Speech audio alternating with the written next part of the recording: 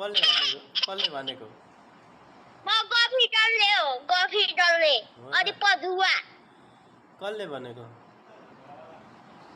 म आफै सोचेको म होइन अस्ति राति सुता पनि प्वाक पादे अहिले पनि प्वाक पादे अनि म गफी डल्ले हो सबैलाई हेर्दा ऊ मेरो बाबाको 3 बोरा पैसा छु भन्छु लगाइदिन्छु म गफी डल्ले पनि हो हो र अनि तेरो दाँतहरू कहिले निस्किन्छ यी गर्दा फेरि एकचोटि